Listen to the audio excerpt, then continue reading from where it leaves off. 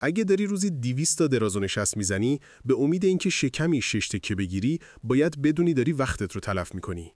پس همینجا بمون، چون این یه راهنمای واقعی و بدون چرندیاته تا تو در 3 مرحله ساده شکم بسازی. مرحله اول، بفهمی چطور درست شکم تمرین بدی. تو نباید شکم رو مثل یه عضله جادویی ببینی که فقط تعداد تکرار بالا جواب میده. برای عضلات سینه هم 100 بار پرس بدون وزنه نمیزنی، پس شکمت هم به این روش جواب نمیده. اگه میخوای نتیجه بگیری، باید این 4 قانون رو رعایت کنی. مقاومت اضافه کن، میتونه وزنه باشه، دستگاه یا وزن بدنت. اگه دنبال شکم ضخیم و برجسته هستی، فقط وزن بدنت کافی نیست، چون بدون فشار کافی عضله رشد نمیکنه و فقط یه شکم صاف و تخت میمونه. تکرار کم و مؤثر انجام بده. 5 تا 15 تکرار. اگه بیشتر از 20 بار تکرار میکنی و هنوز دردت نگرفته، باید تمرین رو سخت‌تر کنی. به تدریج سختی تمرین رو بالا ببر.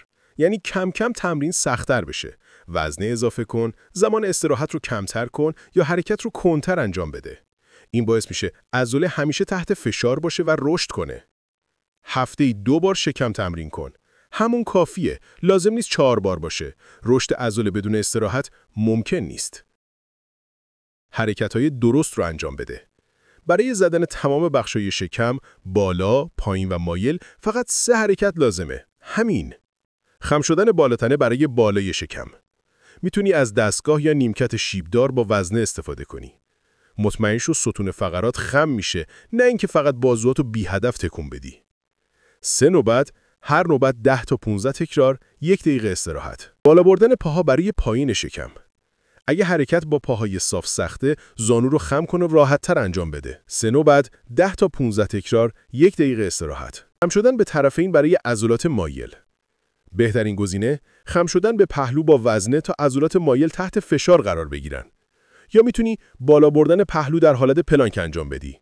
3 نوبت، 10 تا 15 تکرار، 1 دقیقه استراحت. همین، لازم نیست قضیه رو سخت کنی. اما صبر کن، هنوز چربی داریم که باید بسوزونیم. مرحله سوم، چربی بسوزون. حقیقت تلخ، تو همین الانم عضلات شکم داری، حتی اگه نمیبینیشون. فقط زیر یه لایه چربی پنهان شدن. شکم در سالن ساخته میشه ولی آشکارش میکنه آشپزخونه.